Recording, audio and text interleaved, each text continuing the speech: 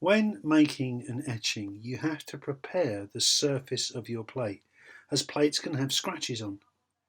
The idea is to remove most of those scratches with the use of emery paper, and we have different grades of emery to file down the surface of the plate. You can do this by hand, or in this instance you can see the use of a palm sander. The sander removes the large parts of the scratches, and the polish then polishes the surface even further. The more you polish the surface of your etching plate, the whiter your print will appear, as the plate itself can hold onto a small residue of ink, which we call plate tone. Of course, you could decide to keep the plate tone as an element to your work, but it's always quite useful to start with a clean sheet of paper. Here you can compare on the left hand side an unpolished plate with a polished plate on the right. The next stage is to degrease your plate.